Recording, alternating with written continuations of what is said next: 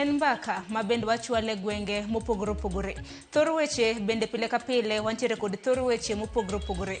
Okiny ma kawuono wamulo limbe mano mar jatend piny Kenya William Ruto. Limbe mare mar ndalo 4 ma bende ochaka yanga chakre odiochieng' ma kawuono. Ka bende odiochieng' ma kawuono obiro bedo komola e kaunti mano ma Migori. Rom kanyo odiochieng' ma kiny jatend piny Kenya biro bedo kadhi e kaunti ma Homa Bay. Rom kanyo chieng' tich abich nyaka rom gajwang'. Jatend piny Kenya biro bedo kamole kaunti ma Siaya ka limbe bare mar odiochieng' 4 obiro bedo kotieko chieng' ngeso ka bende obiro bedo kodhi e kaunti mano ma Kisumu. Limbe mare nyaka rom gajwang' obiro bedo koyawo godo dongruoge mopogore opogore bende motelo ne mano wang'e ni nitiere gino mong'ere gi kaka homecoming gi dho ngere kata nyasi mano mar rwako jotelo. Wang'e ni wantiere gi jatend migao mano mochung' ne weche mago omenda John Mbadi ma bende homecoming mare kata rwak mare ibiro bed ka itimo odiochieng' ma kiny. Obiro bedo koywore mano kanyakla kod mano ma bende ichano time kaunti ma Siaya chieng' tich abich. Mano homecoming kata rwak makende mano mar Opiyo Wandayi kaka jatend migao mochung' ne weche mag teko e pacho kae. Kwadhi nyime gi chenro ma kama nyaka rom gajwang' abiro bedo ka nyisi e kaunti ka kaunti chenro ma bende ubiro bedo koyango kanyakla kod mamoko ma bende ochano timo e ikruok makare ma bende jotelo mago mag kaluo bende nitiere godo. Kapok anyisi welo ma bende antiere godo, nitiere sigana ma bende jafombo wadwa e kaunti ma Migori George Juma notimonwa kaluwore kod ikruok makare mano mar limbe mar jatend piny Kenya chutho to e kaunti mago mag kaluo. Wawinja nokwongo monde. Kar sa boro mar odiochieng' mar tarik 28 mar dweni, ndek kalapapla ma oting'o jatend piny Kenya William Ruto igeno ne dhi pi e kaunti ma Migori ka ochako limbe mare mar ndalo 4 e gwego ma Kaluo. Jatend piny Kenya dhi chako kod limo kar gedono mar pi e gwego ma Kegonga e sub-county ma Kuria East ka bang'e to dhi nyaka e sub-county ma Nyatike kama odhi bedo kod romo kod jopur e kar purno ma Lower Kuja Irrigation Scheme. Limbeni mar president en chako wuoth manyien mondo project mar Lower Kuja no orum mondo jogewa odoge pur kendo pesa odonje mfuko jopur. Wan kaka kaunti kamano osechakore, wan be wachako bedo gi chenro mar gero kar ochele ma iluongo ni rice processing mill nikech koro wabiro bedo gi mchele ma oromo. Bang' tieko romo kod jopur e gwego mag Nyatike, limbe ma jatend piny Kenya dhi rumo e seche mag midhiambo kod yawo gedo mar apaya mawuok Ngege nyaka Oyuma. Apayano ma borne romo kilomita 21 e sub-county ma Suna East. Gavana ma Migori Ochilo Yako ni oyango ni giseketo ikruok makare ka jotelogo moyie duto e kaunti ma Migori maneno ni limbe ma jatend piny Kenya koro bedo makare.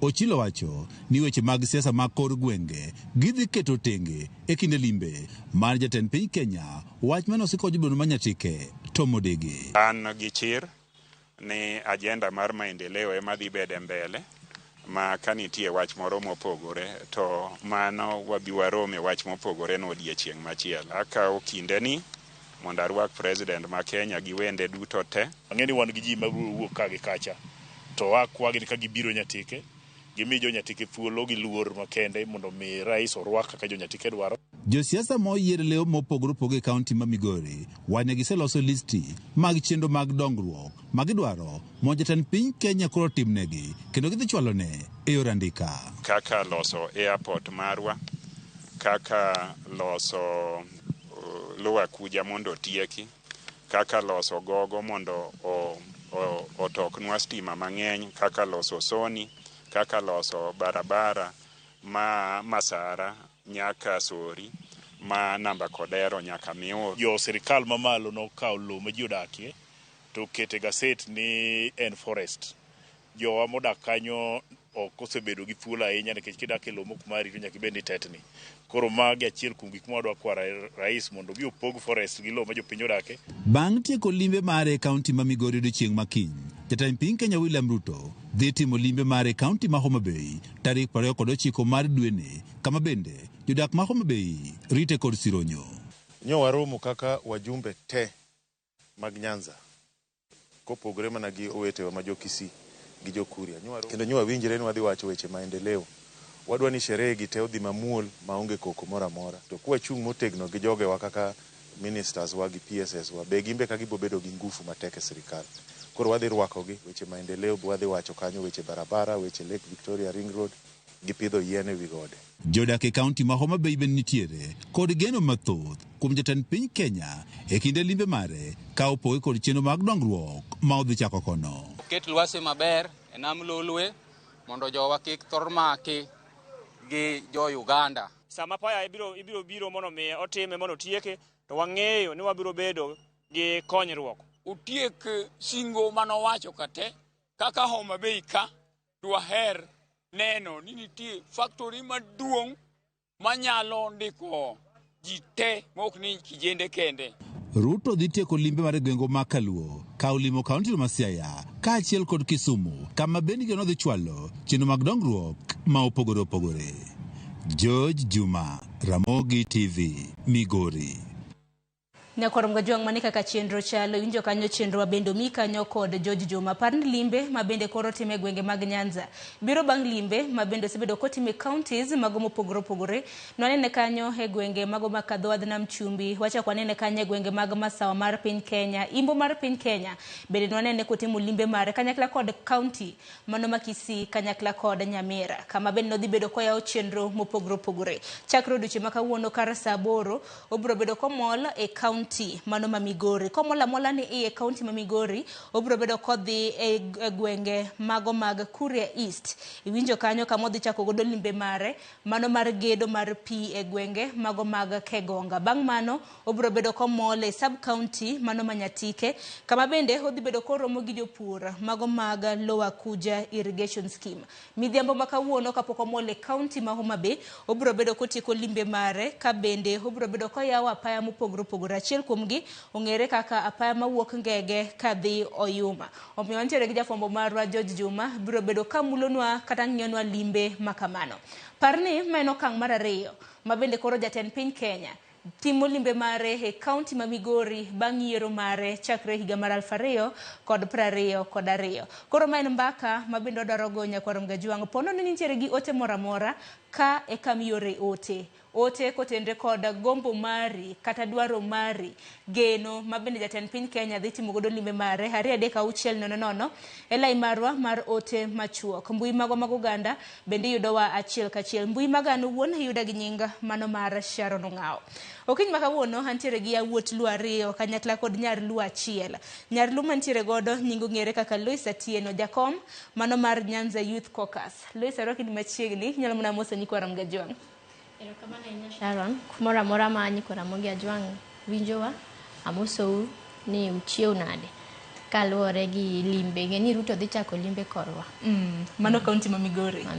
Aya bro bedo ka winjo geno mari kaka japiny ahinya mawuok e county ma Migori limbe mare ka odhi chwalo kata mana dongruoge mopogore geno mari de bedango. Kopogore gi Lois Nyakorom Gajuang e studio maro e county ma Kisumo antiere kanyo gi MCA mano Makabuoch North Boaz Kire. Bede kijalo winja amosi ni misawa ichionade. Achio maber Sharon. Gi nyinga iluonga ni Boaz Kiri kaka iwachono. Goni erokamano kendo warwako ker marwa. Erokamano ahinya Boaz ang'eni matuto biro bedo bende kwatwakie kaluwore ni in achiel kuom jotelo mawuok e county ma Homa Bay jatend piny Kenya higeno limbe mare county ma Homa Bay odiochieng' makiny bende kwanwa dhi gi nyime gi chenro makama Nyakorom Gajuang adhi bedo gi MCA mano ma Central Game Silas Madingu mabende inyisa ni winja e yo makare Silas Madingu senior amose ni misawa intiere county ma Siaya inyalo moso Nyakorom Gajuang.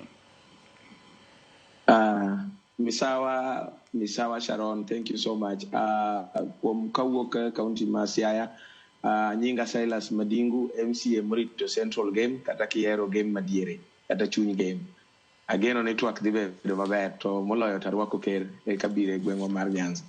Erokamano ahinya Madingi ohin bende obro bedo kwatwa kaluwore kod limbe mar jatend piny Kenya geno mare no bro bedo kolimo county ma Siaya chieng' tich abich mano mar jumane achako di Lois iwacho ni Nyamigori odiochieng' makawuono jatend piny Kenya limo county ma Migori e okang' mar ariyo chakre no bed jatend piny Kenya geno mare kaka japiny okong monena mokwongo Sharon en first time mar ker chopo Nyatike nyaka ne Kenya yud independence this is the first time And wan kaka jo Migori kanyakla gi jo Nyatike, we are very happy. And projects ma Ker dhi launch ok gin projects ma koko chako sani. Nitiere projects ma nosechakre chon, especially ma irrigation scheme. Mano nie puothwa dala seriously. Jogweng mang'eny nitie iye kanyo. And it's a source of income for many people. Ma bedo ni odhi launch na for the second time dhi konyowa sana sana. Nikech puro mar mchele, ok en mchele kende ema ji puro. Ji puro gik mang'eny. Is a variety of cash crops ma ji puro kocha. Koro limbe mar Ker, wa hope ni ok en ni odhi launch nwa mchele kende. Wageno ni odhi kelonwa investors as well. Nikech wapuro ga mchele but waonge gi enough market for the produce. And another thing ma hope ni Ker dhi kelo, ok en mana pur kende machielo. Wan gi constructions, ndara, rach seriously, rach okethre. Koro ng'eni kumi pure, you expect infrastructure to be better. Ok ni pura kende. Koro Ker warwake Luo Nyanza, to sirikal ber ka ji nitie te. Bende paro ni ting' bende mar jotendu kaka jo county ma Migori, mano mar nyiso jatend piny gigo eko ma bende gidwaro, nikech moko kuomgi ninjo kanyo ka bende wasomo chenro mabende jatend piny Kenya nitiere godo. Achiel kuomgi ma bende wacho pur mar ochele, ma bende wang'eni timo e gwenge mag Lower Kuja, ma bende wacho ni ok en chenro kata mana project manyien. Ok en project manyien.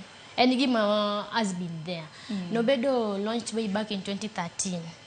And en project mosebedo ka dhiga mbele, but nobedo stalled kaluwore ni budget nok rom maber, then jopur moko bende pok obedo compensated.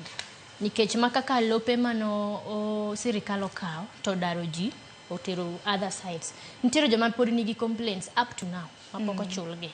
Koro en project mano chako chon, ok odhi launch. Odhi keto phase 2 of it. Manyiso ni is going to allocate budget for us.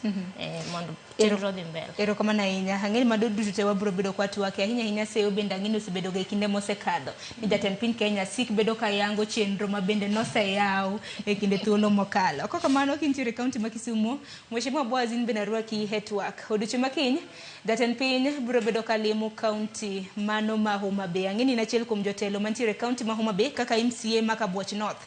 To kaunti ma Homa Bay jatend piny Kenya osebedo ka limo nyading'eny. Inyalo paro en kaunti mokwongo e gwenge ma Kaluo ma bende nolimo bang' yiero mare. Geno mari kaka japiny, kaka jatelo, en ang'o gi limbe mare? Mokwongo Sharon,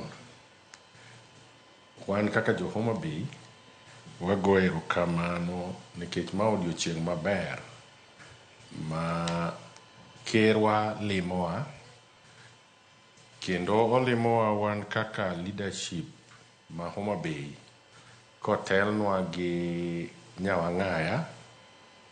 Wang'eyo ni Ker idhi rwak maber, kendo wan jo Homa Bay wadhi rwake e yo makende gi sironyo.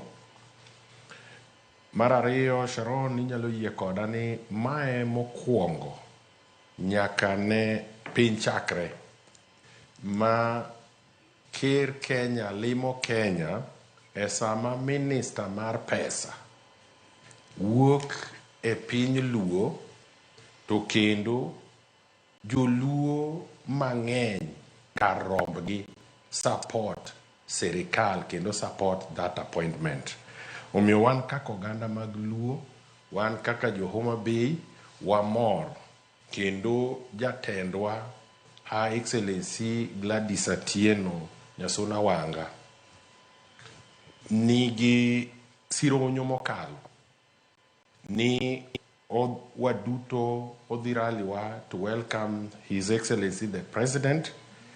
Kendo wang'eyo sani, Sharon, ni kopogore gi ndalo mosekalo, ibiro yudo ni ndalo mokalo ni yudo ka wanyalo bedo gi minister, so there was no goodwill from our people. There was also time mane wanyalo bedo ni wan gi minister, so there is no goodwill from the president. But kaluwore gi kaka sani king'iyo, there is a goodwill from the president, emomiyo no yie ni wabedi gi position mar the finance. wan gi goodwill mar the people nikech kidhi kata Homa Bay kawuono ji mor kendo nigi hilo gidwa rwako president margi. Koro an kaka ja Homa Bay warwako president kendo wan gi great hope ni e kinde ni wan kaka jo Homa Bay wadhi benefit. Wang'eyo Her Excellency is our governor, and we also know ni minister marwa mar koro finance mabende wuok e county wa Homa Bay ong'eyo dwaro ma wan go kaka jopiny. Ang'eyo ni in her speech to gi gigo engagement mosebedo prior ma ang'eyo ni jotend oseromo gi jatend piny gisewacho samo maendeleo mwadwaro ma ang'eyo ni kanyo ok ginyal bedo ni gikoso Gor Mahia Ring Road ma en ndara mawuok Marindi, Magina, Luala, Pala, Oriang, modhi nyaka otudre gi Masori, moluor mochako duogi mochieng' gigo ngeng'. Mandara momako thurwa sana Sabwi County Mandhiwa kitudo gi Suba manyalo spur development to a greater extent. Koro wan gi great hope and we really welcome His Excellency the President.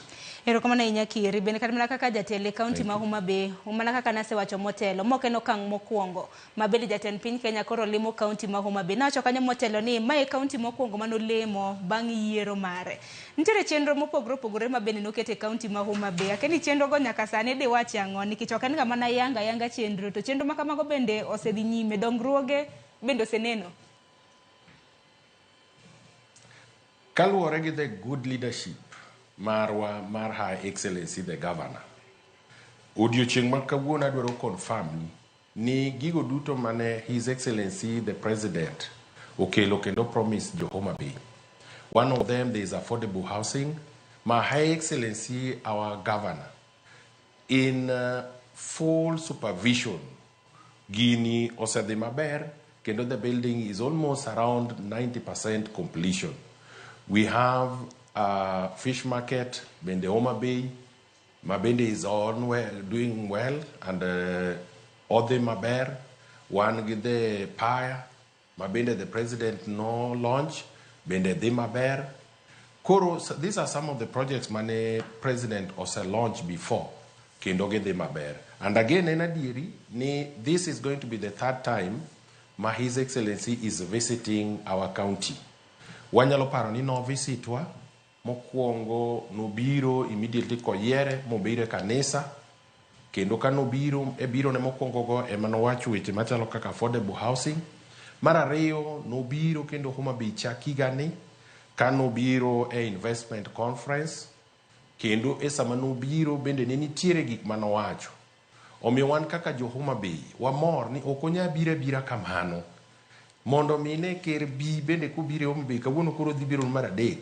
It is because of the good head leadership mar Her Excellency the Governor ma ose bedo temo kubedo kode machiegni nikech Her Excellency nyiso wa seche duto, that is Her Excellency the Governor, ni waduto katobedo ni ne wan jo ODM to nitiere national government, county en nyathi sirikal mamalo.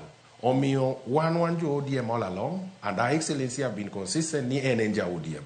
But relationship mare gi national government, especially His Excellency, osebedo maber e kodok e weche mag maendeleo. To kodok e weche mag siasa, all along kane nyocha baba pok onyiso wa ni koro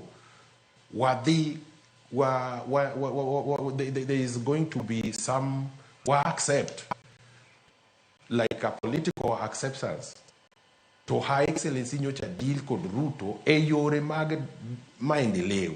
To wan gi sani wan kako ganda pod wang'eyo ni pod warito mana is right, the right honorable prime minister ema bende pod biro mana nyiswa nikech kata sani pok owacho directly ni wan jo ODM wasedonje UDA. Wan pod ok wan jo UDA, wan jo ODM kendo gin jo UDA. To sani kubiro Mbadi en ja ODM, and I like what Mbadi said seche manotimo interview. No wacho ni en ja ODM but ondiye tich e sirikal mar Kenya Kwanza. Koro gisani wan warwako president wa kendo kaka ne wacho limbe ne wamorgo, kendo adwa nanyisi ni kata sama wuoyo ni Her Excellency the Governor Gladys Atieno Nyasuna Wanga is doing all it takes to welcome the president. Kendo wan mor, kendo wadani president e county waka, kendo kaluo ka kapok higni 5 gorumo, to through Her Excellency the Governor olimwa kata de 100. Erokamano ahinya. Boaz Kiri, ang'eni counties to nitiere 47. Samoro nyalo bedo ni utonyo kolimu nyadi 100. Kok mano kadhi county ma Siaya kuma bende wantiere kod Silas Madingu, mano MCA ma Central Game. Madingu ma bende kwano kang' mokwongo ma jatend piny Kenya koro limo gwenge mag Siaya. Siaya bende neno chenro mopogore opogore ma bende ubro bedo kotimo. Mano chieng' tich abich mano mar jumani. Kaka jatelo, hakeni bende usebedo gi aput moro ma utwak kaluwore kod rwako jatend piny Kenya e kaunti ma Siaya. Erokamano Sharon, kata sama wuoyo kodi ni anti assembly oribene wadonjo assembly chambers mar mondo mi wawuok kaka jotelo moyier Uganda, MCS ma represent different wards mondo mi wane kaka wadhi rwako ker. Biro mar president warwako matek kabisa. Kendo nyaka namolo wachi ni nitie kaka wanyalo tiyo gi William.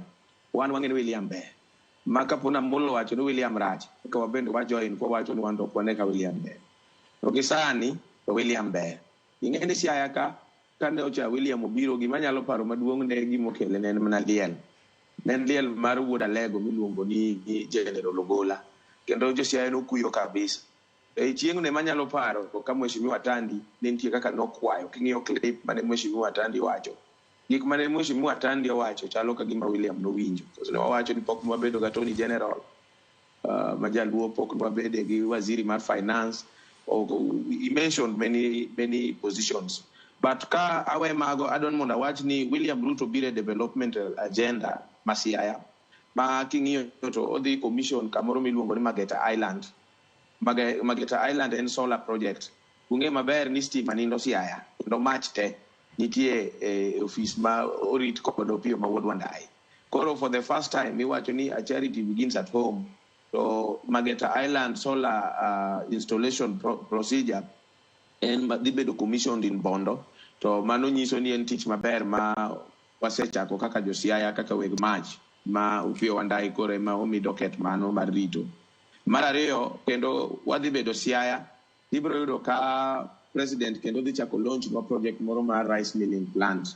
Rice milling plant en king'iyo nyalore government mar His Excellency Governor Rengo osebedo ka temo matek kabisa nwach the main problem mar jo Siaya, especially Siaya Gen Zs and Siaya youths, and lack of employment. For lack of employment no, in his agenda, Governor Rengo osebedo ka temo mondo mi wabed gi kambi ma kata ko kunyal ndiko jite, but the majority nyalo bedo ni at least nigi gimoro makete mesa. Omiyo biro mar president bende en a blessing in disguise. Nwach wadhi yudo ka koro kambi mare gochele, koro government bende dhi promise gi pesa ma ginyalo pump into kaluwore gi pesa mo bende kaka assembly wasebedo kwa wa budget mondo mi kambi no chak ring. Koka mano tadwan mondo mi awachi ni ung'e maber ni president marwa kaka joluo en Raila Amolo Odinga. To ng'ama bende nigi teko mar kelo lokruok e Kenya ka en Raila. To teko no bende osepuonjo nyaka nyithinde moromo. Koro kanyo sirikal bagni nyaka waduok erokamano ni Gen Zs, the youth of this nation, mano wuok mondo mi defend the constitution mar Kenya mondo bero bedie. Sharon, ibro realize ni in the democratic space sometimes okodhi maber ahinya, because democratic space wacho ni the majority will have their way, so the minority will have their say. Mano komino ni majority ema niga right, kata jok matine maniga wrong. Sometimes you do opposition nyocha joko dio hingo wage namba. Koro kato bedo ni gimoro ber to the minority otemo wacho, to majority bedo mana gi their way. Mane mani Gen Zs no wacho no mera, chopo kama koro nyaka wakel sanity e Kenya ka. Dewi sanity mane Gen Zs okelo no, kanye mano ayude godo nafas wabende.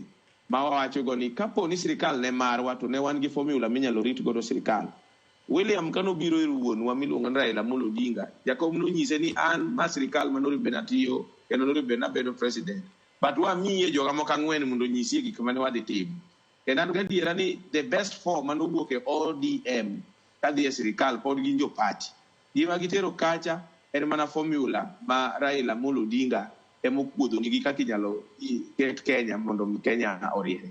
So for the first time wan kaka joluo wadwa ni waduok erokamano niwach wang'eyo ni we've been doing a lot of opposition work, but jakom bende wacho ni kama koro wachopeni chopo kama koro nyaka wabende wati gi sirikal mondo mi yuto obedie, because ogombo ni bende mbele kanyo wadonje e sirikal fully.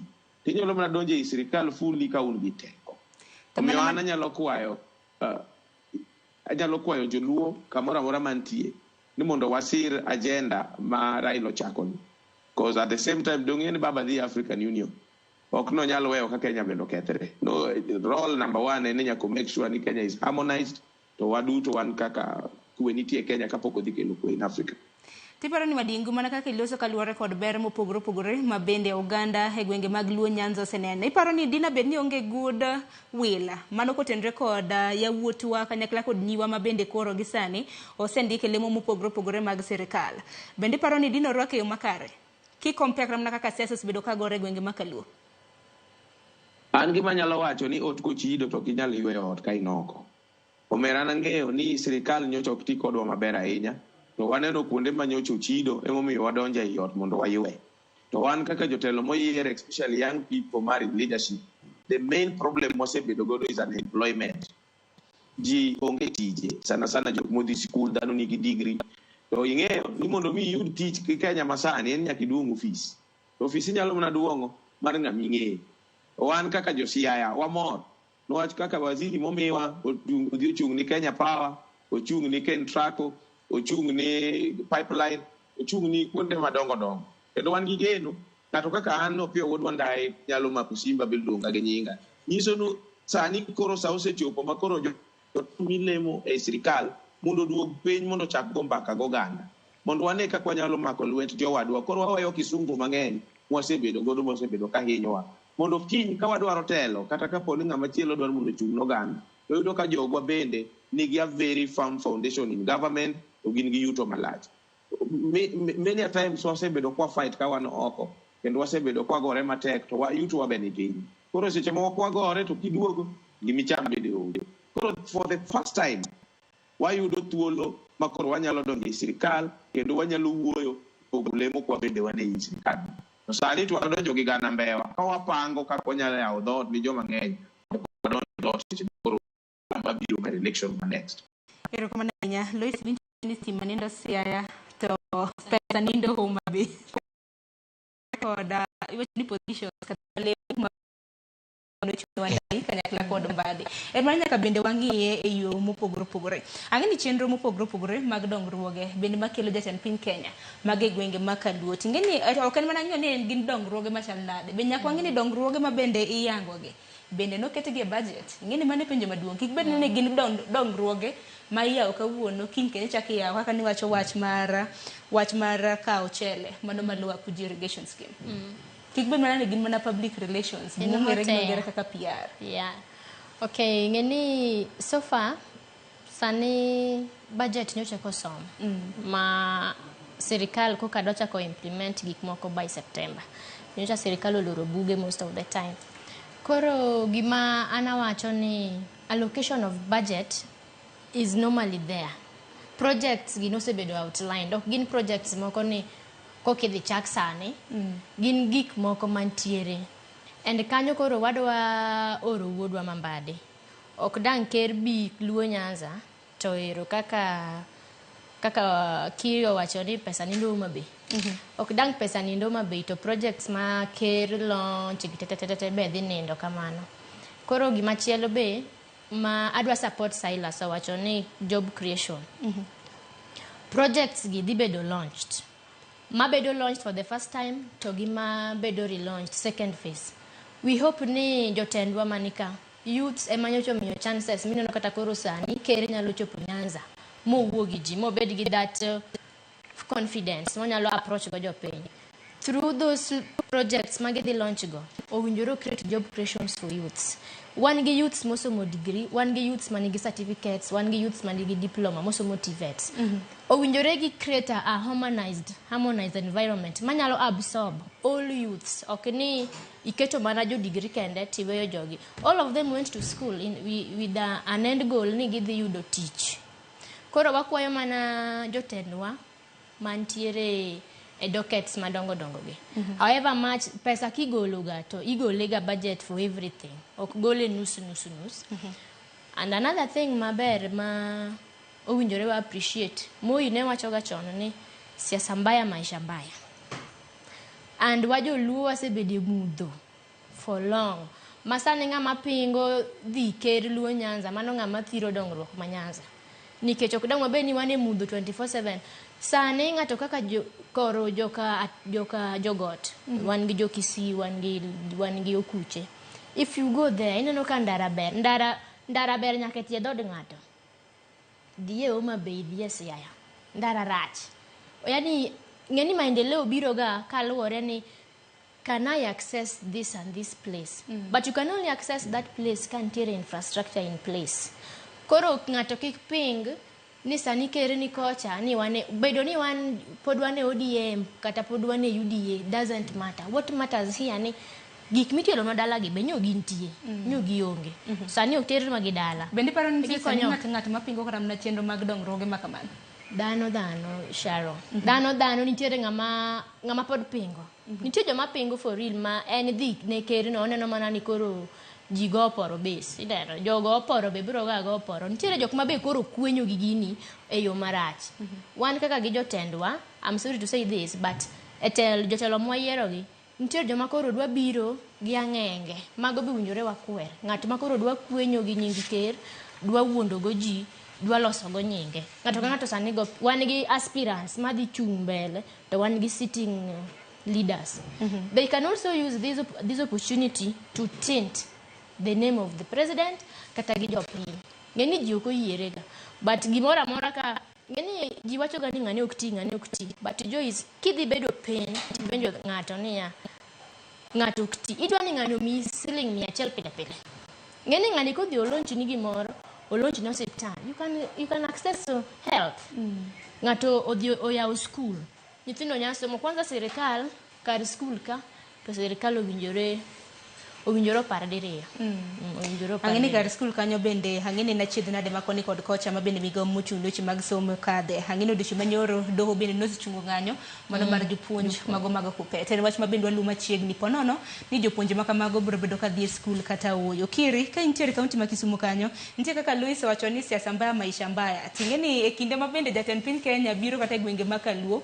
Wang'eni nitiere siasa mano mar pogruok ma bende osebedo ka dhi nyime e gwenge magwa e counties magwa makaluo e kinde jotendwa. Wacheze makamano bende nyaka walose nikech naneno kanyo chieng' wuok tich mano mar jumane Daktari Raymond Omolo mano jagoro mongirore bwa migao mar arita noromo kod jotelo makaluo mar neno kaka inyalo rwak jatend piny Kenya.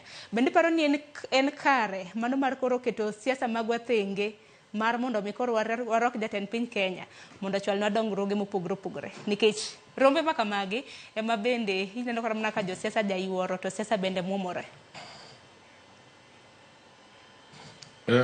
Sharon, adwa nanyisi ni Kaluo onge pogruok. Gima timore ga Kaluo en siasa mar kalongolongo mag jomoko. Nang'o? King'iyo, MCA wadwa ma Siaya owacho ni wan ka Raila owacho ni ber to ber. It is not per se. Raila ok en ng'at moro ma janeko machiwo chia gokinyi to wacho ni gini koro ber. People need to understand ni Raila no compete against Ruto kendo nowacho gik moko mane oneno ni kawaluwo to nyalo konyo Kenya. Some of the things mane Raila wacho notemo kono jo Kenya. Ni sirikal ni kawayiero to mage ma wadhi yudo godo kabedo chandruok. Iyudo ni ko gikone gik mane Raila wacho odhi otimore. Ogik sama jo Kenya wuok oko andamana mage wacho ni Ruto must go. Raila being a Pan-African ng'amoero jo Kenya to gicha king'iye jenzi kaka nowuok ne en gima dhi kethonwa Kenya gadieri nikech ka ng'ato wacho ni Ruto must go to okonyisi formula ni to Ruto kosewuok to ng'ama dong to what is the formula? And then it was this person who is telling you, lead Guinea. Toko Nini is leaderless, is clueless, is not, and everything and less. Raila said, Ni Kenya is greater than any of us. And he knew very well, Ni Kagini Okodonje. To Kenya ne de ketore. Raila Obiro. Raila stood by this government to see there is at least the stability, because we are crying ni economy de marach. Ereka kukumo ni ma de marach ni to wan bende wamoko wadaro ni mondo wa create a coup. Then jatend piny bende wuoko ko to wacho ni no, kama koro chikore ni, let's come and engage, let's talk. So Raila ok ni no wuka from nowhere, ni no bedo somewhere to wacho ni kawuono wacho gokinyi Ruto rach, then godhiambo wacho ni Ruto ber. No. He decided ni Ruto, for the betterment of this country, we must come together. And now that because the president also accepted ni oyo, wan kakoganda kuru giksamanya ka wabikanyakla. Look at it before. We had a deputy president, mago public mawacho ni wan Luo Nyanza, we are not shareholders in this government. And therefore, there is nothing we can gain in this government. And therefore, Raila oko support Ruto nine kechuwuka from nowhere kaka jomoko nyakete ni perception. To gik ma Raila kono amomi owacho lero gi umio nyaka koro support serikal. Gin gik ma wan kako ganda nyaka wa understand. Mar ariyo, wan kako ganda waluwo Raila Amolo Odinga. Ngata ma paro no nyalo lead joluo without the blessing of Raila. As at now, oknyalre. Kikwa wuondre. Koro ka onge splinter group mangato dream ne de timore. It is obvious ni samori nyana eno sani. Jo manyocho se dhie uda, manyocho telo. They feel more entitled as Serikal Ruto than us. But the truth of the matter, ni Raila biro kaluo, wan jo Luo, wan jo Kenya. And the majority in our region gain jo ODM meotel gi Raila Amolo Odinga. Limbe ni obedo bless gi Raila Amolo Odinga nikech o include nyaka rwak kata sith makende homecoming mar jok ma Raila oyiero e sirikande. Omiyo joma paro ni limbe makamae makoro gidwa show their political might in Luo Nyanza, I want to tell them in advance ni that is unacceptable, kendo mano gima dhi duoko wa chien kaka oganda. Wawuguru oko, wabedi bwo umbrella achiel. Seche mwabede bwo umbrella achiel, ema gik moko mwagombo bende wadhi yudo e sirikandni mondo wan kaka onagi wamed dhi mbele. Ayie gi nyamera Loiso wacho gimoro maber. Ni going forward as a people, onge ni siasa mbaya, wan okata ni siasa wae marach emomiyo wan chien. Wan osechunwa mondo wabed chien gi sirikende mosebede telo. Koro seche mogik sani ma sirikal oyie ni koro at least they can engage us. We don't want anybody to come in between development madipoko bironwa. Gima ng'eyo ni ki dhi timore kendo mabende samore nyalo paro. Like for example, kawuono governor, president dhi Migori. Ibiro yudo ni kidhi Migori, tiyudo ka jo Migori, aspirant moro manyabedo ni dwaro governor, dwa outplay the sitting governor on stage e limbe mar president. Mano ok siasa manyiso ni wan joluo wapogore. Kibiro kata edhi constituency moro, for example, idhi Nyatike, inyayudo ni ng'ato moro madwaro bunge. Koro dwa outplay the MP, but that does not mean ni wan joluo wapogore. E siasa kata e limbe mar President Ruto, I believe, because we walk in the streets of Luo Nyanza, all these towns, everybody is happy. Kendo wadwani warwak President Ruto gi mor gi sironyo. Omiyo kikwa jodalawa, kikwa bed gi gik madhi kelo wich kuot. Warwaku President e yo makare, e yo man gi kwe. Ero kama na inya, bende wach ma bende sibedo kilo sebedo tenre koda, wach ma bende jatend piny Kenya, osebedo ka wacho mano mong'ere kaka broad-based government, kama bende hirwako jodito duto te, bed ni intiere kweth mapingo piny owacho kata intiere ei sirikal. Kapwa ka yo matin, madingin beda winja na pachi kotenre koda okang, mano mar kelo opposition, kata mana kweth mapingo piny owacho mar tiyo, kod piny owacho masani. Kabina noko ganda wacho ni kaluo wane mwayudo ber moloyo kata mna gwenge moka moka hinya nyaka luore kod lemo pok mag sirikal.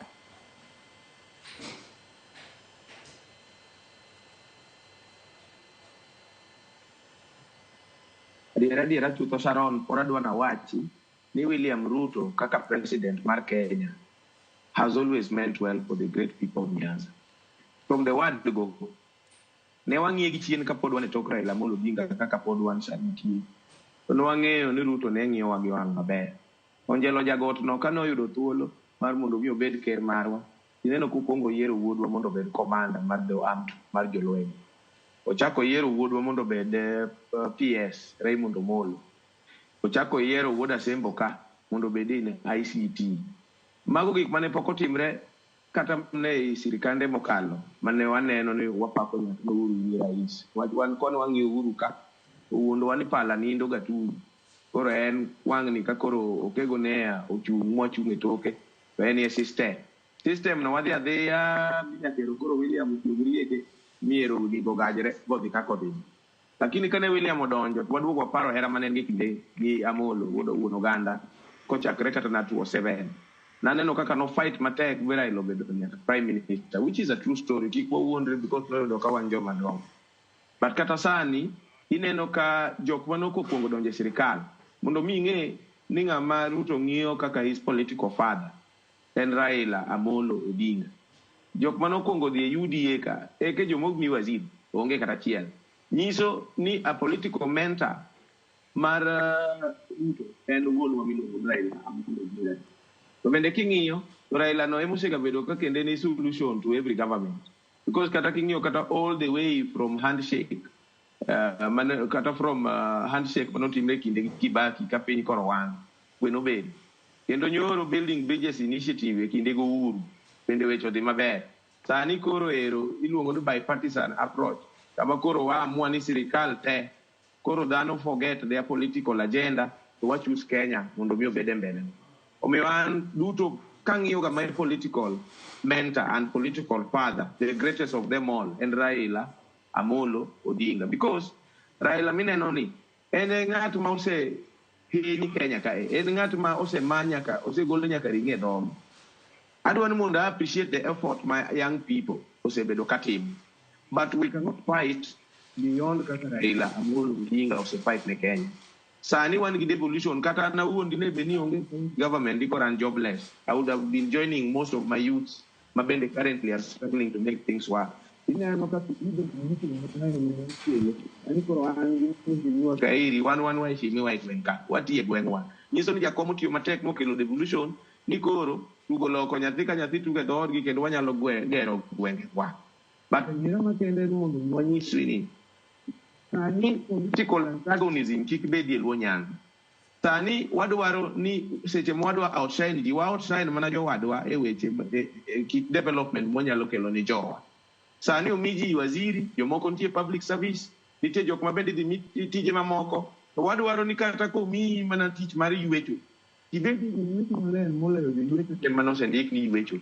Komi tij waziri ibedi waziri moingo waziche te mano seyier no bedo waziri mondo mitiyo ne oganda emano luwi. Wach bang' Raila Amolo Odinga kapok ng'ama wadwaro wabed wang'eyo ni jakom bro ng'eyo ng'ano mosemako oganda kata wa mondo wane koni gi konyruok.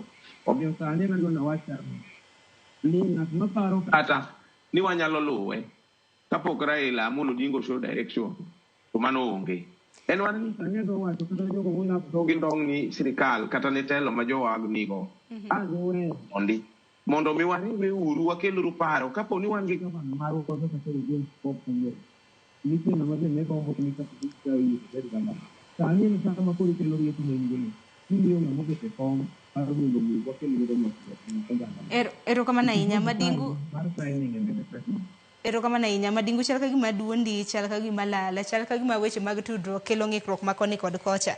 Waka yo matin king'iane na weche mag tudruok kanyo wawinjo yo makare, wan biro walos kodi kendo okang' mar ariyo mar mondo wawinj paro ma bende ichwalo. Na kwarom ga jwang podan no ote magi med bana chwalo wabiro bedo kwasomogi e okang' mar ariyo. Waka yo matin.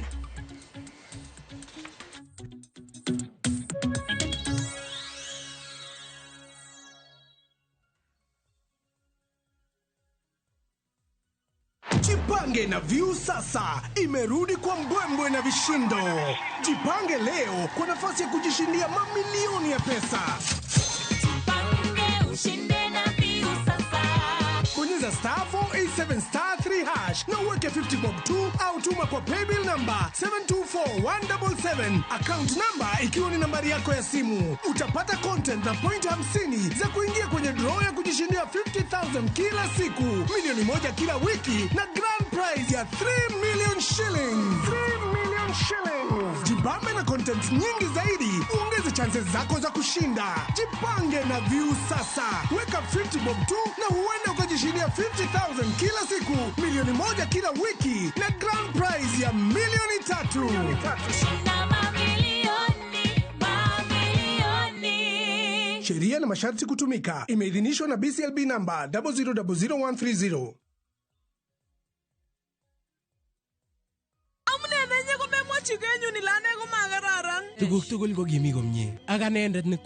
Is Kalenjin your language of the heart? Then we have a sweet surprise for you. Wow, Sobetab Thai, a story of two hearts bound by undeniable love. A story full of secrets and lies that unfold into unbearable pain. Mama chini mama charusini ako mama chaga ingwangine. How far will you stretch for the one you secretly love? Watch this heart-throbbing story, Sobetab Thai, only on Viusasa.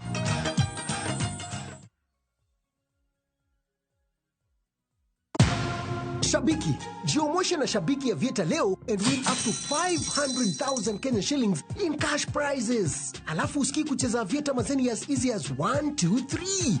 Log into shabiki.com na udeposit pesa yako, sawa? Then click on casino tab. Select convert chips, alafu select option ya buy chips. Weka amount unataka kutransfer. For example, 50 bob. Kisha click on buy chips ili kuconfirm. Sasa uko sorted. Click on casino na uweze kucheza Vieta game. Kaza ndege yako to the highest multiplier, then ingiza wins zako na bado ubebe over 500,000 Kenya shillings in cash prizes. Jiomoshe na Shabiki ya Vieta. Not for persons under the age of 18. Authorized and regulated by BCLB license number 428.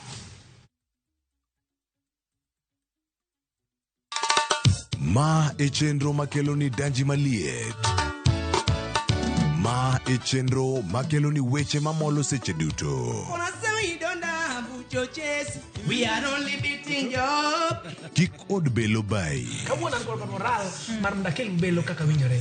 Ma echenro makeloni duond yawuoto nagi. To wakwayo rowere bende kiyudo matin kik icham te ikungo. Duond mine Ka jaodi miyo nigi pesa malo dichuo.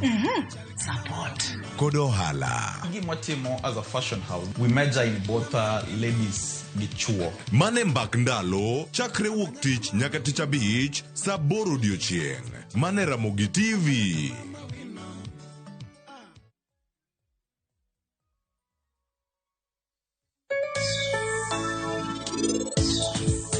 Kimatanga wachikar poko chako donjo e pith mar melon mokwongo nyaka ng'ama nigi lony e weche mag melon. Kae to kanyo from kanyo wachako koro ng'e requirement mokwongo nyaka obed gi lowo, mano mokwongo nyaka obedgo. Nyaka wang'e water source, duka pur iro tiyo gi pi maromo nikech most cases otiyo gi irrigation. Ok ibi chako kibedo gi lowo tiyo gi pi. Koro odhi bedo gi lowo, odhi bedo gi pi, odhi timo gi irrigation, kata obedo gi mechanization, multi-farm tools modhi tiyo godo.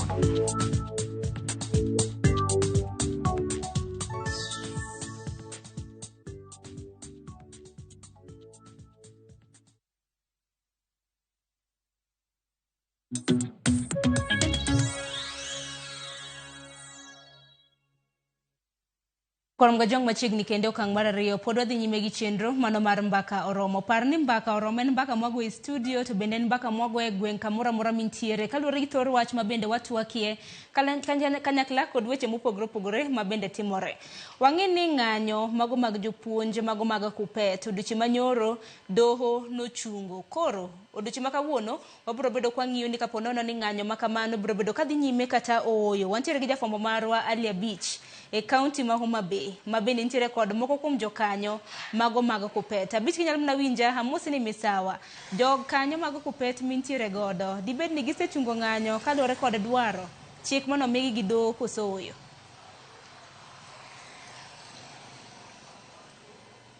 Yaora ahinya Sharon na winja achiel kachiel kwabiro e chuny boma ma Homa Bay kandi ka wantiere ofis mar riwruok makelo ne jopuonj mag Kuppet County ma Homa Bay kandi mane kendo wacho odiochieng' manyoro ne oneno ka doho ne ogolo chik mondo mi jo telo mar Kuppet ochung' ng'anyo margi mondo mi nyaka chieng' moro winji bura mane duol mandiko jopuonj tich e thuru kind TSC otere doho ka gidwa ni mondo mi kethi oko ng'anyo mag jopuonj mag Kuppet ma bende ineno ka osebedo ka rocho chenro mag somo e skunde mag sekondar ma pacho ka nyaka ne yaw ayanga skunde tarik 26 kata wuok tich juma niendi. Jopuonj mag Kuppet e bade ma kaunti ma Homa Bay kandi gin achiel kuom jopuonj mosebedo ka omako chung' motegno kendo gisebedo ka gibawo ng'anyo margi chakre wuok tich bang' kane oluongi ng'anyo ma kamano kod kuku mar Kuppet kotele kod jagoro maduong' mar Kuppet e pacho kandi Akelo Misori ka gin kod ng'ur mopogore opogore ma gidwa ni mondo sirikal kokalo e duol ma ochung' ne ndiko jopuonj tich e pacho kandi TSC ochop ne kama oting'o keto ogirimiti chuoth mane giketo e kokgi e tielo mar ariyo kata winjruok mane giketo e kokgi kod duol ma ndiko jopuonj tich e pacho kandi mondo mi gine kaka jopuonj dhi makare weche mag puonj kaachiel kod bende ndiko jopuonj mag junior secondary kata jopuonj mag JSS mondo mi golgi e yo ndikgi e yo ma ongirore kaka gisebedo ka gidwaro kaachiel kod bende medo lemo jopuonj ma giwacho ni osetimo penj ma owinjore bende ni medo gi lemo to nyaka sani giseyo duol mar TSC kuom rem medo jopuonj ma kamago lemo kaachiel kod chenro dwaro mamoko mathoth ma bende gisebedo ka gisundo mondo mi duol mar ndiko jopuonj tich e pacho kandi otimnegi. Okinyi ma kawuono kaka nyalo neno e picha achiel kachiel en ni jopuonj mag Kuppet County ma Homa Bay kandi chal ka gima ok giluwore gi chik mar doho mane jang'ad buche James Rika ogolo mondo mi jopuonj mag Kuppet ochung' ng'anyo margi kendo aneno ka odiochieng' ma kawuono jopuonj mag Kuppet County ma Homa Bay kandi dhi nyime kod ng'anyo margi ka giwacho ni nyaka chieng' moro piny owacho kokalo e duol mochung' ne ndiko jopuonj tich kandi TSC luwore kod dwaro ma gisekelo negi mondo mi gidhi nyime kod chenro mag tich. Ineno ka tend riwruok mar Kuppet County kandi dhi nyime kod ng'anyo margi ka gimako chung' motegno gibi winjo chik mowuok e doho kendo gibiro dhi nyime kod ng'anyo margi nyaka chieng' moro duol mar ndiko jopuonj tich e pacho kaendi winje dwaro margi. Koka ketho Sharon abiro dhi achiel kachiel kod jakom mar Kuppet e kaunti ma Homa Bay kandi Jack Okoth. Odiochieng' manyoro ne waneno ka doho nogolo chik mondo mi jopuonj mag Kuppet e pacho kaendi ochung' ng'anyo margi kaluwore kod bura mane omaki kod TSC ma dwaro ni mondo mi jopuonj odog e tich ka ibiro winj burano matieki. Kaka jopuonj mag Kuppet ochayo chik mar doho koso ang'o miyo udhi nyime kod ng'anyo kata doko ni ne oyudo chik moa e kot machungo ng'anyo ma jopuonj mag Kuppet osebedo ka dhigo nyime e pacho kaendi. Pile ka pile kot golo ga chike to TSC owuon pok nogolo chuok chik kata achiel. Koro ka TSC ok nyal luwo chike ma doho ogolo, wambe ok wadhi luwo chikno because strike marwa and protected by the law. Makoro wan wacho niya, chik mwanyalo luwo sani en chik ma Nyasaye omiyowa gi chik ma Akelo Misori dhi nyisowa. Kowacho ni wadhi left, wadhi left. Akelo akisema tuende right, tuende right. Akelo akisema tumwage, tunamwaga. Akisema tusimame, akisema hada, mane chik mwadhi winjo. Ma Nyasaye gi Akelo Misori ok wadoge class kata kama timore. We are not going back to class. Jakob wacho no dok e class oneno ka odiochieng' manyoro kan tiere skunde moko ma jopuonjre dhi nyime nodhi e skunde go kaka ne sirikal ogolo chik mondo mi jopuonje odhi e skul. Jopuonje skunde mantie kod jopuonjre ere kaka chenro mag somo dhi nyime kendo wacho ni omako chung' motegno kata doho ne osegolo chik machung' ng'anyo ma kamano to jopuonj mag Kuppet e Homa Bay kandi ok bi dhi nyime kod chenro mag puonjo. Ere kaka chenro chalo e weche ma skunde ma jopuonjre jonyuol osegolo nyithindgi mondo dhi nyime kod chenro mag somo e skunde mopogore mag sekondar ma Homa Bay kae. Wadwa kwayo jonyuol ni giwinj wachwa. Nyithindo magitere skul sani jopuonj onge, jopuonj nitie ndara. To adwa gone principals mose winjo ywakwa moyiene gi jopuonj odhi e ndara. Principals moko ma pod paro ni ginyalo dino japuonj kik dhi e ndara. Kawuok kae wadhi e skundego to wadwa gologi oko. Wadhi mana mosogi. Wadwa mosogi mos mar Gen Z kiwinjo. Salamu ya Gen Z. Wacho ni jopuonj te wuog oko, SEC is protected, to wadhi bedo oko, nyithindo dog dala, kantie fee ma janyuol nitie godo sani, ocham. Kantie fare ma odwa tero nyathi skul, ocham fare no yiene. Pocket money kata koro nwasani wakane nyathi, wan jopuonj wabro chamo pesa no. Mwalimu si utakula pesa? Kabisa. Kapok adhiri jagoro, an kod penjo mogik. Nitie dwaro mathoth mosebedo kukelo ne sirkal. Aneno ko kinyi ma kawuono oriwo kod jopuonj mag JSS. Ok ang'e ni ang'o momiyo gin ang'o gini mosebedo kodwaro ahinya e weche mag ndiko jopuonj mag JSS, to bende neno ka sirkal oseketo ng'iso mar chopo dwaro mag wiye kiwe wach mane gisegolo mane kot osegolo mondo mi udhi nyime kod chenro mag puonjo ka ing'iyo weche ma osebedo kupedho ne sirkal. Wawacho niya, japuonj ok nyal dhi e university higni 4 ma kata school fees mochulo ingo msache. Kaso kobiro kae idwa chule siling 18,000. Wan wachungi JSS mondo ondikgi e yo ma permanent and pensionable. Mane gima udwaro ne jo JSS. Gimara riyo wadwaro niya, japuonj ng'ama riek. Japuonj itere interview di beach. To interview ni biro bang' higni 5. To bende ok miye promotion. Koro wacho ni ya CPG mane TSC okelo ni ok wadware. Wadwaro CPG ni obed reviewed gigol C5 kaso gigol D2. Mo japuonj oyud promotion. Japuonj has never failed exam. To japuonj kata kodhi e penj eno consult man gima ndiko cha is what gima no puonje. Koro japuonj ok ofuwo. Japuonj ok nyal bedo ni gidi 20 poko bedo promoted. Emomiyo urwako wuoche moti, lepo oti, bakata chungo tamo wachung jatelo. Ok wachung, wakwadre. Erokamano nyosara no weatika ne kod jagoro mar Kupete bade ma county ma Homa Bay kandi mabino telo ne ng'anyo makamane ibiro chawo gi nyingi tinyiso ne kaka riwruok mar Kupete county kandi chung mane ma un go kalwe kod ng'anyo mosebedo kodhi go nyima nyaka ne yaw skunde mande juman. An iluonga ni Yogo, an jagoro mar Kupete Homa Bay. Chung mowan go en ni wadhi mbele gi strike. Yes. Kendo ok wabi yie ni itiyo gi courts mondo intimidate wa. Courts ok bi buogo wa. Kupete power. Courts ok bi buogo wa kata matin. To kendo wawacho kawuono ni sirikal owe kawo wigi bas giketo e kuoyo. Nikech sama gikawo wigi giketo e kuoyo ka giparo ni gik ma thago jopuonj biro rumo. Confirm intern teachers now. Confirm intern teachers now. September wadwaro the first lot of it confirmed. CPG will review it today. Wadu jopuonj gi poko yudo kata mshahara samo wuone. Mshahara no wadwaro bank sani. Wadwaro mshahara ne bank sani ok wabiling. Kendo angiso principles ma ok supportwa wabiro nu. Kendo kwa biro nu wabiro moso umalongo. Mo supportwa wa mor kodu kendo ung'eyo malongo ni wakedo nu. Wakedo ne jopiny duto. Nyithindo madhi university sani endi ok nyal chulo fees neke jogi okwalo pesa odhiro kuonde moko. Nyaka tim mano kendo wang'e ni president nitie ka wadwa ni mondo winji ni Homa Bay osewuoyo. Jagoro penjo man go mbugi kapok awe mondo dhi nyime kod ng'anyo maru en pek mane ma Kupete neno mondo uriti ane weche mosekelo sirkal gi mondo sirkal owinji kudhi nyime kod chenro mag puonjo mondo ng'e koro jotendo ma nitie kuku mar nek Nairobi mondo ng'e kaka inyalo los weche gi sama uchiwo thuolo ne jopuonj mondo dhi nyime kod chenro mag puonjo nikech waseneno ka jonyuol ng'ur ne ma tam mar adek ma jopuonjre biro timo penj madongo mag higa niendi to ma nyalo rocho mokalo chenro mag somo e skunde ma sekondar. Pek mane manitie kuom miyo sirkal thuolo mondo mi sama udhi nyime kod puonjo to giwinj ng'ur mosepedho negi. Wadwa wacho kawuono ni the last time mane jopuonj ng'anyo ne en 2015. Bas no wawacho ni wada miyo sirikand ni thuolo mondo correct problems ma wan go. Sama waling to gibege ling. Koro ng'iso malongo ni gin joma paro ni jopuonj gine to gimedo masandowa. Sani koro gituono wa pesa mar medical cover jopuonj gi kodhi hospital tiriembo gi. Kata nang'a ma usa lot kodhi to jonif thiedho to jopuonj to kodhi tiwacho ni TSC no. Jo TSC odago chulo pesa. Mar ariyo wawacho ni japuonj nyaka mi pesa mar third party deduction mano se ng'ad mare. Pesa mano se ng'ad mari michulo go loan kata mi save.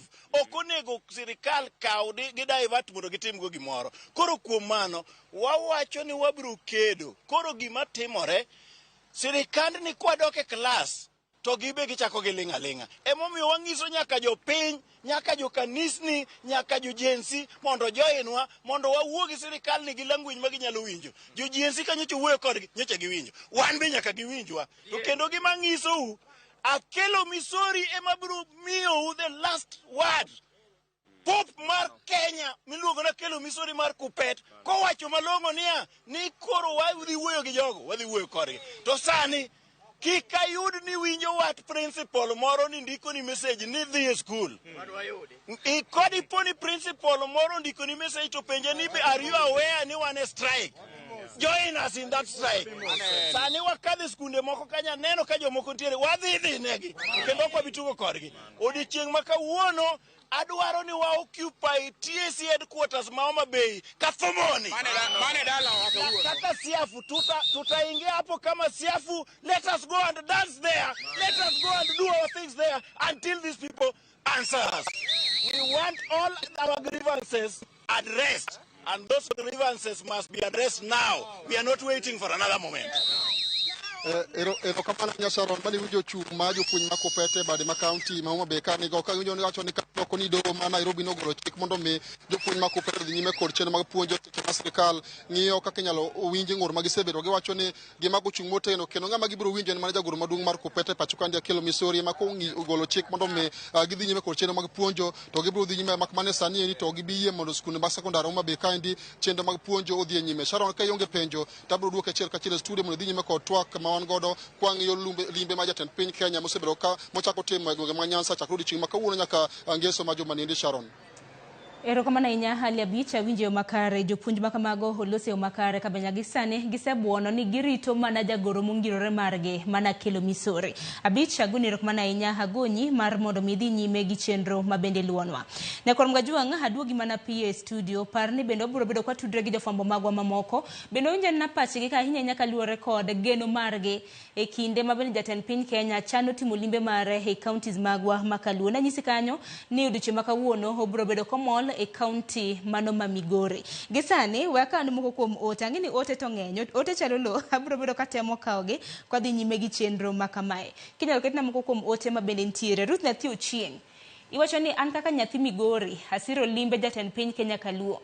Limbe no mokwongo puonjo nagi ni siasa oken sigu. Mar ariyo odhi miyo Ruto ne rema mane kosiwacho ni remman mana kanyalo somo remman kaluo kendo okonywa. Iwacho ni nderni richo stima bende pod onge e thoth gwenge makaluo to ahinya e kaunti ma Migori.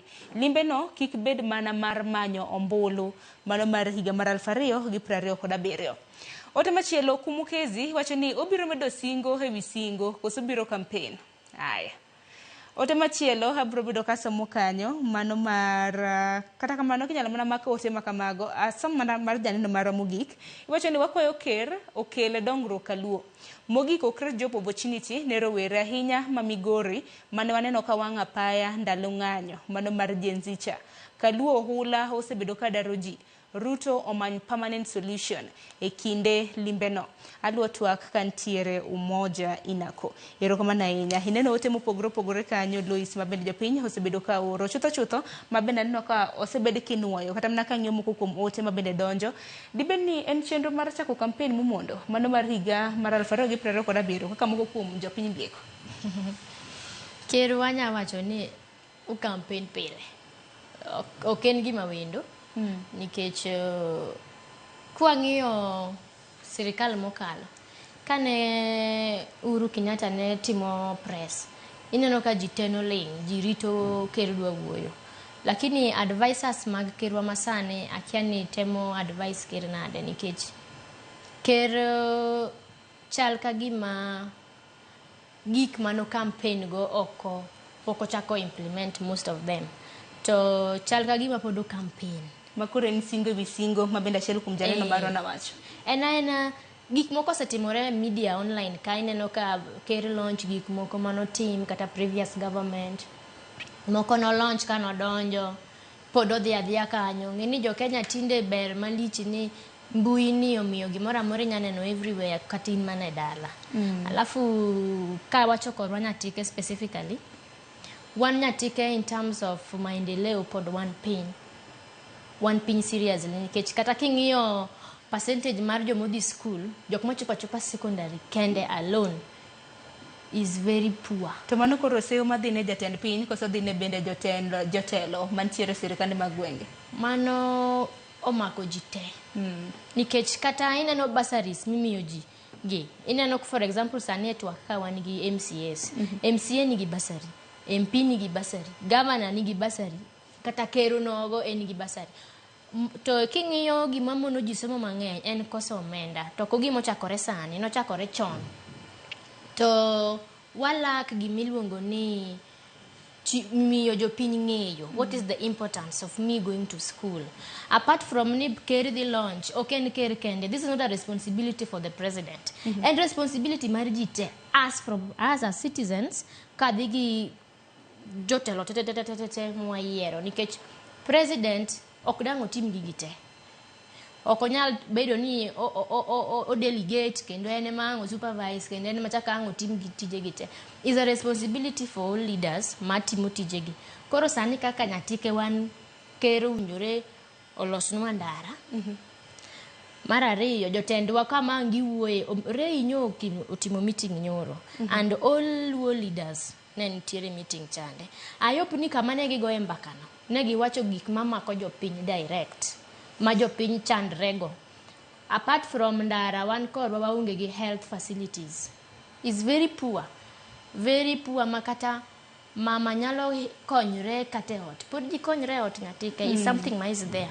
Ok ni gikonyre ni to mjumbe ubende winjo kana mna kaloso kacholo kana mna dwaro makamago poni pok makamago gin mago mag sirikal mamalo nikech wang'eni nitiere pok mag counties nitiere mano be nitiere responsibilities mag counties gi mag national government kaka specifically health to bende sero kata investors nikech mano ich ma MP wawinjore otim nikech jogo kura mang'eny gin joma mon gi yudhe to jogi joma thagre be moingo ji sana.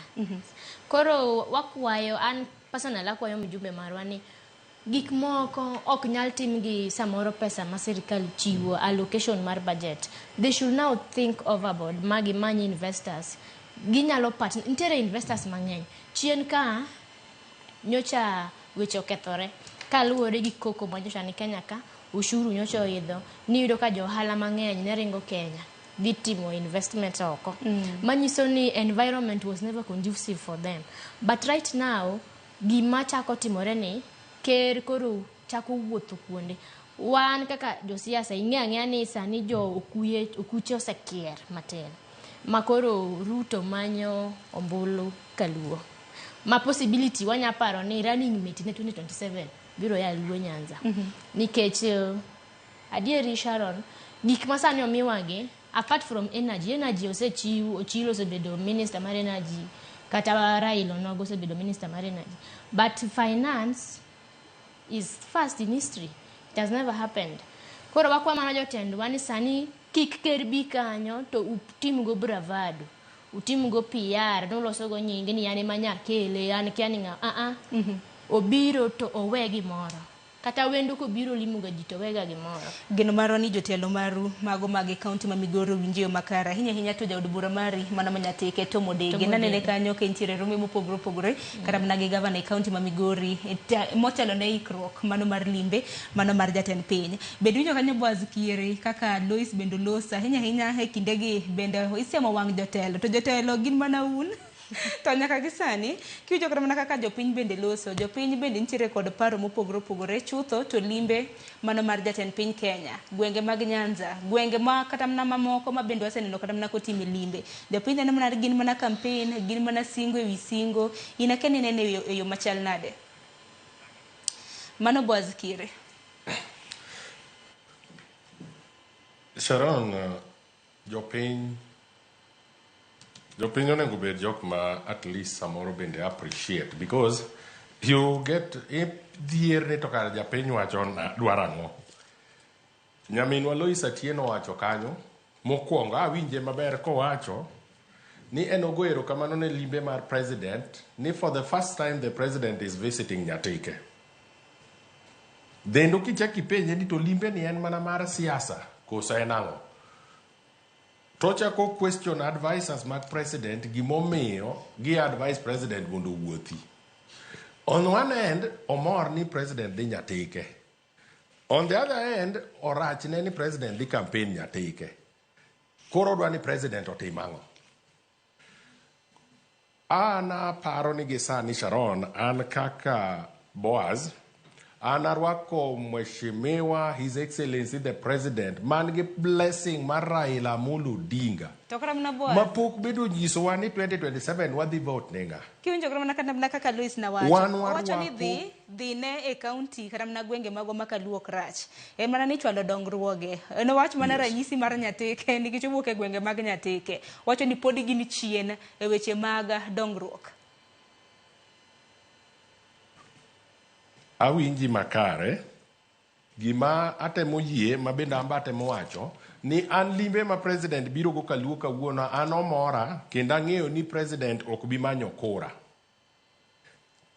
President biro limo part of Kenya, jomong'eyo ni are taxpayers, kendo en bende en gi thuolo mar wuotho any part of Kenya. Ang'o ma president onego tim Nairobi all the times? From time to time onego be obiye kaluo ka wan bende wane much president. We are also taxpayers. To adieri makende ma okanya tamora kode ni this is not the time makoro leaders moko dwa take opportunity makoro gidwa gogo dagogi kagi wacho ni en mukelo en modwoko.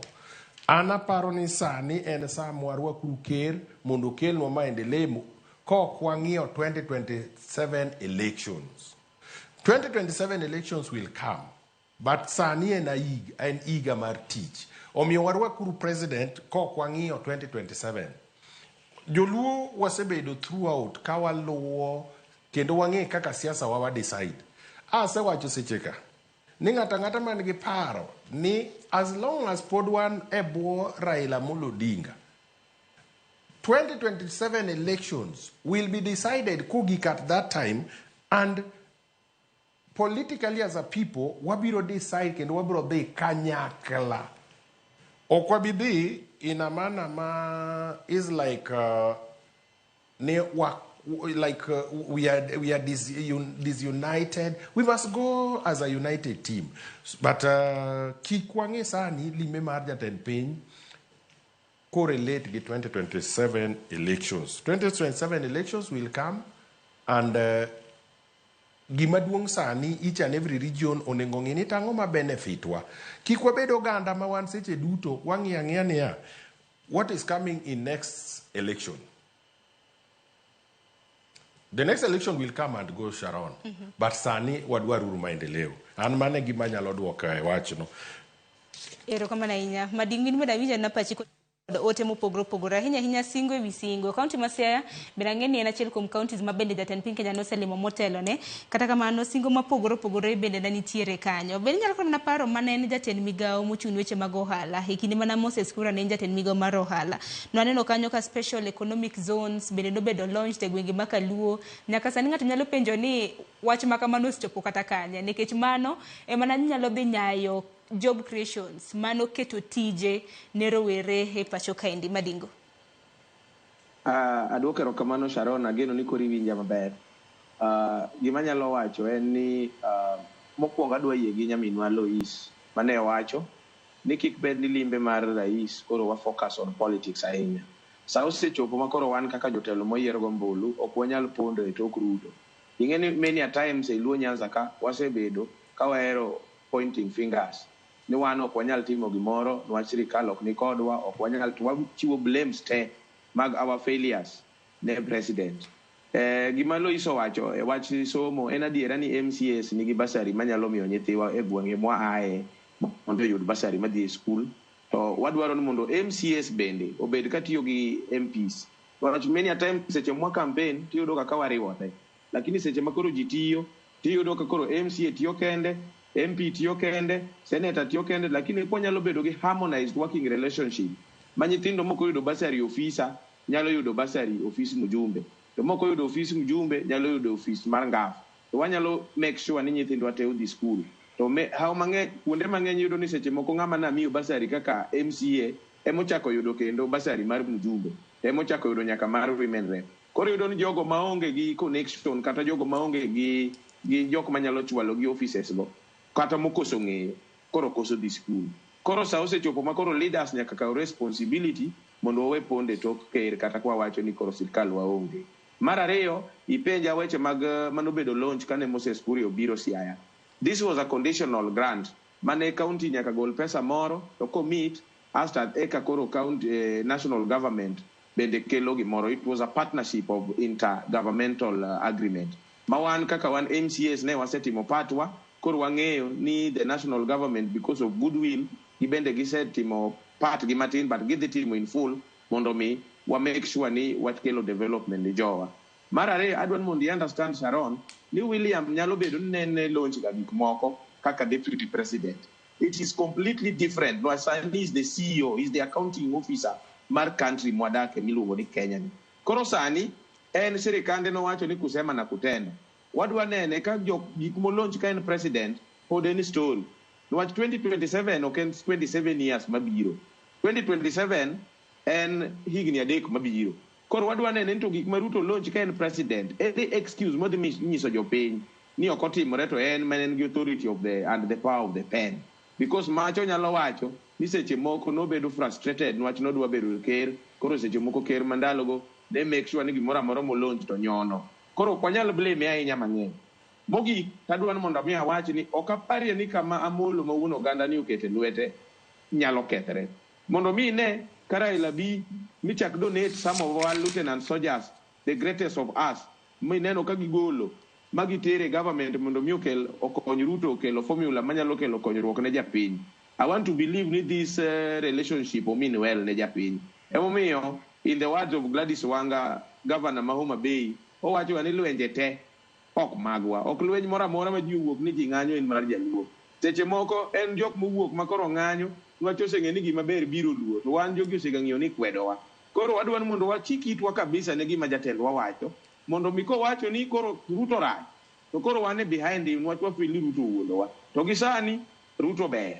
Ruto ber nwach mana kaka wacho ni wan gi waziri mokwongo maluo ma koro mar finance. Wan gi the first woman madhi bedo attorney general mane advisor mar sirkal on legal issues. We are having a powerful PS in this country. Omiyo Ruto ber jodala wa aneno za Madingu diwachi no ber kaluwore gi lemo makamano pok mag lemo makamano kosa. Anyalo wacho Ruto ber nwach ing'eyo sirkal ok nyal bedo marach ka une iye. Sirkal mana kaka Tan Meli nowacho ni sirkal rach mana ka un oko. To ka une iye kamito keto sirkal ber jodala wa aneno sirkal ni ber malich. Erokamano ahinya. Lois bende nitiere kata mana wach moro bende motenre kod achiedh nade ma bende osebedo kata mana ka jokowa kaka Onagi nikech TV en mar Onagi donge. Koro wan kaka Onagi bende kae kama inyalo yudo thuolo mano mar kuotho kaka Onagi. Nitiere midhiero mar oula kinde ka kinde ma bende osebedo kata mana ka kelonwa midekre. Higa ka higa nyaka bed ni nitiere midekre mano motenre kod oula mapek. Jodak e gwenge ma Kano kata mana Nyatike Kano bende osebedo kod achiedh nade Siaya e kinde mamoko. Kopogore gi mano kech bende gwenge ma Kaluo kang' mokwongo Kano neno ni ipogo nyaka chiemo.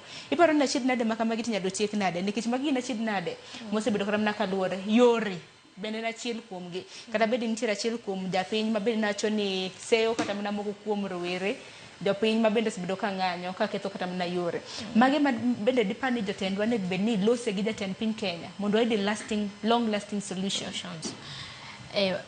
Kapok awacho the main point number achiel responsibilities en marwa wate. Wa kaka jopiny kaka neno ne ndara iketho samanda manucha macha tax wa ok ni pesa moro ma jatelo golo fukoni ni loso go ndara no is our own money matiyo kacha kachako go oula en gima chandowa kata korwa Nyatike but nowadays ok en ahinya kaka chon. Gima nokonyowa en irrigation maneno biro ne koro pi ne yaga malo sana then negi divert to now various places koro at least nokonyowa momiyo tinde pi ok terwa ahinya but matters to kech nitie mbolea moko manuchi kata mna pok idhi kata mne keche weche motenre kod oula kata bed ni kata mna jo Nyatike samoro no yudo yo machielo waseneno kata mna Homa Bay Oula makamana ngeni Boaz biro bedo kada manaka lose Kanu. Kinde mamoko.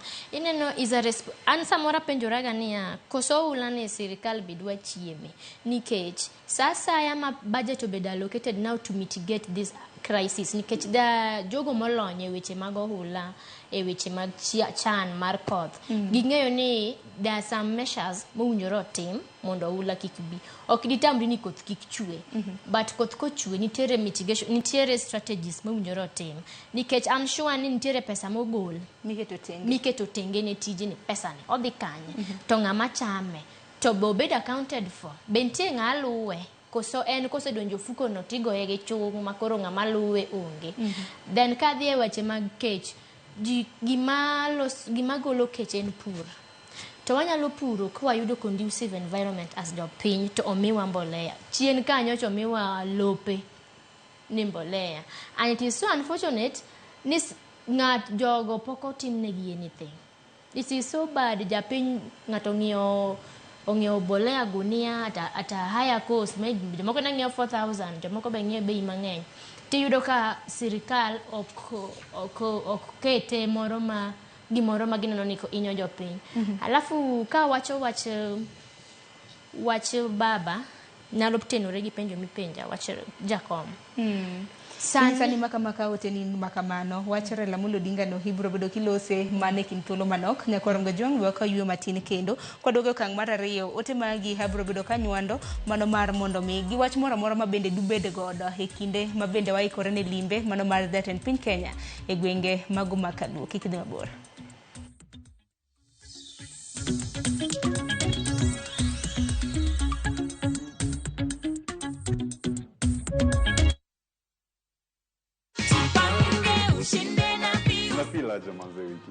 Na Filipoa, nashukuru sana and I'm very sure I'll be back soon. You'll be back. Kwa ile ingine. Umeamua grand drone ndio. Ile kubwa sasa. Hii game ni really, mimi ni mtu mgumu sana kuamini kitu lakini it's for the first time nimeamini.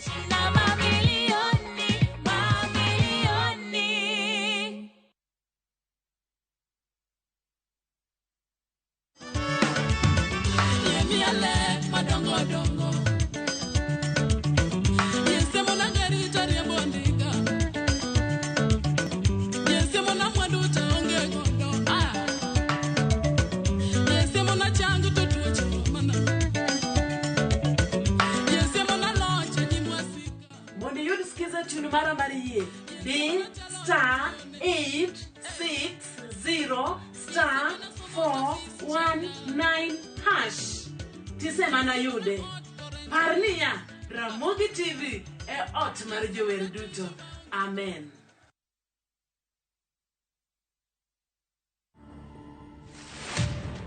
On today's episode of Champions of Change, we visit Jijenge makers as they show us how they collect, sort, and turn this waste into construction material. So we make building products made out of recycled plastic. For the plastics, we use HDP plastic, LDP plastic. So you have to be specific. Yes, there are specific plastics that we use. These are the heavy plastics. Okay. Not like the PET plastics that are like the bottled water, that are PET. To watch this story and more, download the Citizen Digital app today. Kenya's #1 app, Citizen Digital. Ligi imerudi. Your favorite team na players wako back in action. At shabiki.com, kila siku ni siku yako. Weka beti yako ya 49 bob more on at least 3 games na ukamate free bet ya 100 bob leo. Not for persons under the age of 18. Authorized and regulated by BCLB license number 028.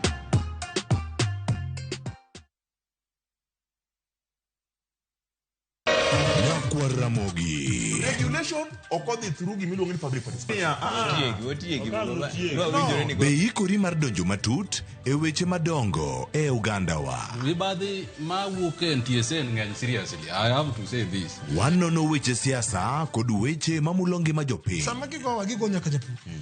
Nikech japur ni obro puro kande ni otere kanye. Buch jopiny en kama wamiyo pek paro kachiel kod nonro ma intiere godo. Wan gi chike mabeyo matayo gige waduto te. Ok diang watch every time ka ng'ato dwaro to waloko chike. Nyinga Trevor Ombija jandingo panga jonyakach dendo nombija taya nyakwar guok kocha pesa. Wanere kendo. Tich adek ka tich adek, sa adek otieno, Manera Mogi TV.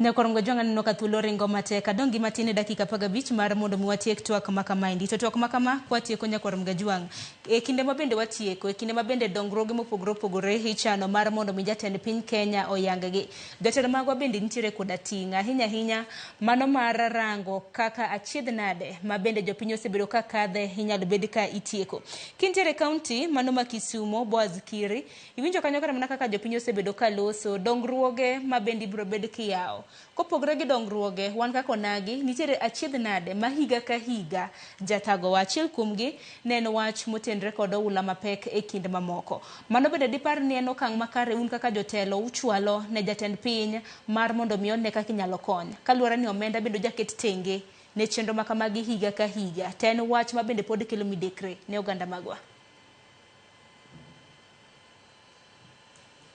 En adieri Sharon ni wan kaka oganda gima nyaka watim maber ka wada konyo jothurwa en ni wach mar midhiero ma sa ka sa mani kako chwe nikech kaka sani kidhi Kaluo ibiro yudo ni chieng'o rieny ma kendo gik moko otwo to en gima lit ni ka koth dhi chwe ni to jomoko mor gi pi ni obiro gikomogo to jomoko ni malit nikech pi koro darogi. Koro adieri makende magi gik ma ang'eyo ni nyaka wachwal ne ker an kaka MCA ma Homa Bay wan lucky ni we have a governor ma think beyond oparo kendo jo Homa Bay litne omiyo chandruok duto ma jo Homa Bay kale iyudo ka en godo at fingertips ka nikech staffs ma en go machalo kaka Chief of Staff marwa Charles Odhiambo ma ibiro yudo ni every time ka nitiere shida moro to Her Excellency osechope omiyo ang'eyo ni kata sani seche ma ker biro onge yo moro amora ma Her Excellency nyalo koso mention to the president the problem mar flood mosebedo ka sando jowa ma jokarachuonyo nyocha ka waneno ka floods onego ji sindo omiyo en adieri ni wan kaka jotelo waparo chandruok ma jopiny kale kendo seche ma wan gi limbe mar president nyaka wataj man machielo en yore ma nyamera Lois owacho kendo wacho gima kare ahinya nikech kod midhier inyo jowa kako nagi en tij sirikal gi tij jotelo mondo create environment maber manyalo miyo jopiny yud konyruok e yo makare kendo nyalo miyo ka en yor midhiero mondo midhiero rum en ni sirikal oket arita maber kata environment maber manyalo miyo ohendni moko odhi mbele na neno seche moko kanyo bende speaker marwa ma Homa Bay ma iluonge ni speaker bunge la wananchi bende no mention ni gima nyalo konyo oganda kawuono wan Kaluo machandowa moloyo ni waonge kembe omiyo samoro amora ma ji paro tich ji duto paro tich ni mondo ndik gima ne e sirikal kendo e county government ma osemiyo wage bill odhi malo omiyo en adieri ni gima bende wan bende aparo ni ker bende ginyalo konyowa godo wan kaka onagi en ni ere yore mwanya yudo industries kembe madongo manyalo bedo Kaluo mamiyo nyithiwa nyalo yude tich nowacho ni idwaro tich bende ing'iyo mane joma thindo nitie joma dongo bende dwaro tich nitiere ng'ato ni yudo ni notieko kata school 2000 nyaka kawuono en tich ni gimiluongo ni tich ni pok noyudo koro miyo tich wadwaro ne nyithiwa tich wadwaro ne joma dongo tich wadwaro ne joma osomo gi degree kaka ne ng'ato bende wacho kanyo tich wadwaro ne nyithindo jowa modhi e TVET koro mondo mi mage timre en ni sirikal biro onego ket environment maber ma tich dhi kendo ji nyalo go ohala kembe kobiro to environment bende bedo maber jowa jotelo wan kaka jotelo nyaka wabed gi chuny mar paro chandruok ma jowa kalo e through. Kidhi kata e gwenge mae ibiro yudo ka nitiere midhiero mopogore opogore. An go wadwa kanyo miluongo ni Ajov, ma bende yudo ka otiyo matek mondo oyud kaka dokonyre, to kaluwore gi tich motiyo gi environment ma entie, yudo ni samoro gire ni ok nyal tiyo ne maber, samoro ndara modwa tero go gire ni e chiro onge, samoro gima nodwaro kata pi monyalo konyre go onge. Koro gigi duto ka wan jotelo waloso ne jopiny to dhi yudo kendo dhi miyo gi tich mayot mondo gigi ousre. Koro e limbe ni nyaka wapar ni to en yo mane gi gik mage ma ka sirikal otimo to nyalo kelo environment maber manyalo konyo jowa kedo gi midhiero. Erokamano ahinya. Paro ma bende intiere godo ang'e ni nikech thuolo dhi kama wang'wa ibiro bedo kichiwo paro mogik. Kata kamano Madingwin bende nitiere penjo moro ma bende napenjo Lois kanyakla kod Kiri mano kotenre kod pogruok mag jotelo e kinde ma bende koro jatend piny Kenya timo limbe mare e gwenge magwa ma Kaluo, e kinde ma bende timo limbe mare chieng' tich abich e kaunti ma Siaya. Bende ang'e ni pogruok mar paro ahinya weche mag siasa osebedo e kinde gavana maru e kaunti ma Siaya kod jalupne kanyakla kod jotelo mamoko. Koro geno mara ni gin bende gibiro bedo ka gintiere kama kare. Wach kama kamana kene diwach ang'o ahinya kaluwore kod siasa magwa ma Kaluo e kinde ma bende jatend piny Kenya timo limbe mare e gwenge magwa. An anyalo wacho ni e kind kelo konyo riwruok mar telo dwaro ni jotelo giwegi giwuoyo kidini. To nowach joma noyiero gavana marwa mohero James Bob Orengo kaachiel gi jalup mare ni jatelo. Wado wacho ni kata obedo ni ne assembly ma Siaya notemo thicho jalup gavana maisto kodhi seneto duoke. Japiny manoyiero gi to nok othiche oko. Pok arume kode oko kanyo kata koromo gi japiny kata gi mbaka moro amora kata kopogore pelo paro moro monyalo konyo godo japiny. Koro konchiel an adwa wacho ni kata koyieri kaka jalup gavana to yie kata kaponi ok unyal tiyo gi jatendi maneni oyieri mar mondo mi ikony to japiny to pod ok othichi oko. Onge problem dhi japiny kata kugo mbaka kata usumo paro kata imiyo gi rieko moro kata itimo gino mana civic education. Omiyo an anyalo wacho ni adiera makende ni wadwaro ni japiny manoyiero jotelo mondo koro sani ochak ng'eyo gima public participation en, ging'e tiji jatelo mane giyiero. Nwach ng'enyne kata kipenjo mheshimiwa mantie mawuok Homabay ni obiro nyisi ni ng'eny gik ma jopiny dwaro kuom adiera makende gin gik mantie docket mar mjumbe. To mano dwarore ni jopiny oribe ni yudo thuolo margi to dhi e public participation to jipuonjore. And then wi winjruok mar jotendwa ok wanyal wacho ni Ruto nyalo bet piny mar mondo mi olos kwe e kind jotendwa. En good manners and a good practice ni as a public servant the moment mantie gwenyruok e kindi gi jatelo ma utiyo godo to ubet kamoro achiel kaka jok madongo uloso kindu. Ok upop itgi kata ni jomoko koro dwaro mondo mi obi e kindu mondo mi okel kwe. Ineno ka William mondo mi kwe obedie e kinde gi Okegonea en owuon en manomanyo Raila mondo mi gibed piny mondo mi gilos kindi. Koro an anyalo wacho ni e limbo president mabiro kae ok obe ni koro wanyiso e kit pogruok man godo e kind jotelo man ka. Wadwaro ni mondo mi wakaw dirty linen marwa kata lepwa mochido wakete bwo mesa mondo mi wendo kobiro to nemna gik mabeyo mowuok godo kae mondo wanyis ranyisi maber kaka kaunti mondo mi one ni adiera wan bende wan jok man gi hera. To ka osewuok to ka nitie kaka wanyalo loso kindwa waubet kaka jodala to waloso. Erokamano ahinya. Madingu gi wachni mogik watieko chenro ma kama debe dang'o nikech e kaunti ma Siaya chieng' tich abich aneno kanyo ka intiere gi chenro mopogore opogore. Obiro bedo ko commission kata oyango Mageta Highland Solar Project mano mantiere Bondo kapok odhi Alego Usonga, kama bende obiro bedo ko yaw chiro Siaya Economic Stimulus Program Market. Bang'e intiere Siaya Rice Mill Project kanyakla koda nyasi mar goyo erokamano ne Opiyo Wandayi kaka jatend migawo mochung' weche mag teko. Gi wachni mogik. Wachna mogik adwa nyiso nyikwa Ramogi Ajwang' kamoro amora ma gintie ni a journey of 1,000 miles chako go ndam mokwongo. Waneno ka dalili ber. Wasedonjo e sirikal kae kaka jopati mar ODM Migana Mbewa. To iwacho ni siku njema uonekana asubuhi. Ka wadhi kaka wadhi ni to mana kaka nyaminwa Lois nowacho ni dipo ka jalup kata ng'at madhi bedo second in command kata na first in command nyalo wuok e Luo Nyanza. Wakauru gini as a blessing in disguise mondo mi warwakuru ker gi wang' maber mondo wakaw olemo monyalo nyagonwa kaka oganda mar Luo moloyo to wariwre kaka jokanyanam. Erokamano ahinya kuom yudo thuolo mano mar twak kodwa Silas Madingu MCA ma Central Game mane kaunti ma Siaya. Boaz Kiri kintiere kaunti ma Kisumu in bende chiwni thuolo mar chiwo pachi mogik mano wachin mogik kaluwore kod limbe mar jatend piny Kenya. Odiochieng' ma kiny otimo limbe mare mar adek e kaunti ma Homa Bay. Mokwongo an bende ago erokamano ne thuolo mumiyowa mondo watwag oganda kendo wabede e mbaka oromo.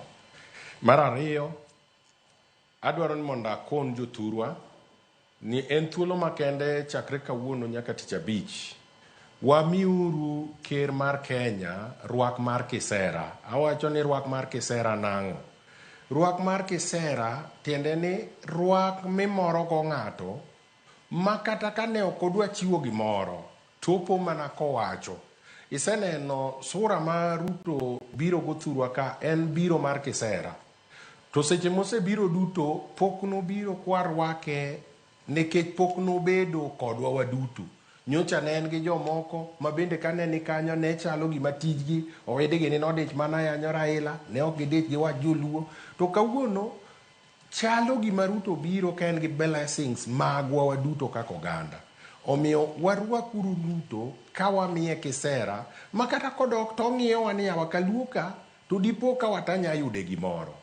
To koparo na nya yude gimoro to kanye miyudo ka koro kum ka kinyo wuoyo to wacho ni yawa kontrakta mar Marindi pala nyako riako chiko sori kaka governor excellency the governor Gladys Wanga sawache kontrakta donje site. Mogik ber kaka wan joka nyakla Sharon magi maonenga wachi ka wiya kikwil go makawacho. MCAs kawadwaro ni thuche wa odongre. Wan kaka MCAs wayieuru watiuru gi governors wa. Bedo ni wan oversight mar the executive okonyiso ni wan opposition to the governors. Nyaka wamanyuru yo madwatiuru machiegni gi governors wa mondo maendeleo obi piny. Kikwa keti lweny like wan kaka Homa Bay kawuono kineno tineno ka jomoko wachowa ni governor osowa e ofuku. Governor kosowa e ofuku. Governor tiyo machiegni gi MCAs nikech wang'eyo kaka jotelo. Kaluwore gi advice mwayudo membe no nyisowa ni onge yo moro amora mwanya deliver ne jopiny ka wapogore. Omiyo oversight is not an opposition. Wan kaka oganda jotelo moyier wabedu machiegni gi jotelo ma en governor nikech kom mar MCA ni onge allocation moro ma direct minya wacho ni ward mae makabuoch obeda allocated pesa makama. Gini must come from the executive through the budget. To budget ni bedo implemented gi governor. And therefore wabedu machiegni kendo watiuru gi governor for the benefit mar oganda wa kendo wakonyuru jowa e higa moyierwa. Yiero momiwa ni en mar higa bich. Erokamano ahinya en mana ni sama mayo wang'wa. Erokamano ahinya Kiri gino maro ni jotelo wetegi bende winji e yo makare chwalo dongruok e gwenge magwa. Lois atie kodi koro nikech aneno ka Boaz gi Madingu setieko ni thuolo seconds 30 tieko wach mintiere go. Okay, ana adwa kwayo Kiri gimoro achiel koriwore gi jotendwa makocha. Wapuro mchele to onge tiende wa cost market ma ng'ato ya Mwea biro ka mchele manyatike kasto biro repackage ni pishori from where. We don't want that. Samang jotelo winjo ka Kiri mano gima gichor mbele. Mar ariyo poko chul jogewa mapuro mchele.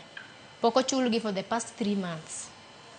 Mano be gima nyaka they put into consideration. Another thing, oyawnwa mill maduong' mar mchele because lower kuja irrigation scheme okena inani onyapuro mchele kende. It's like around 70,000 acres. Ma can accommodate so many things.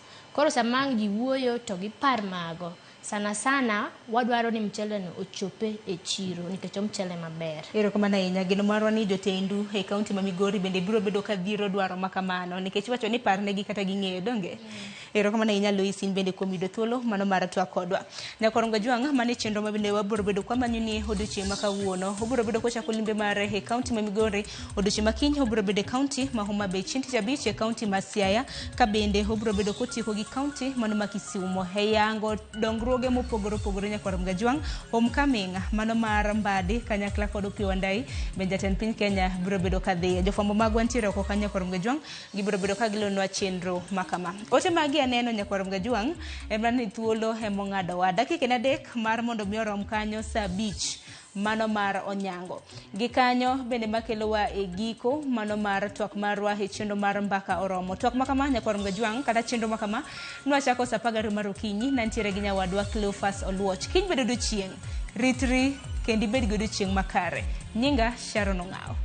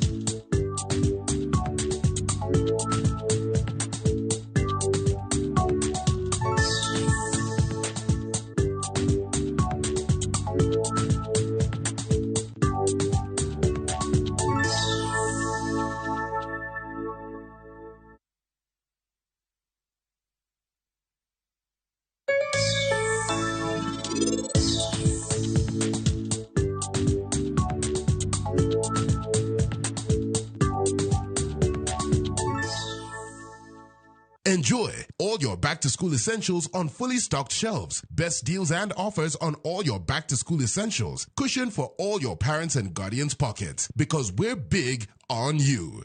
Naivas saves you money.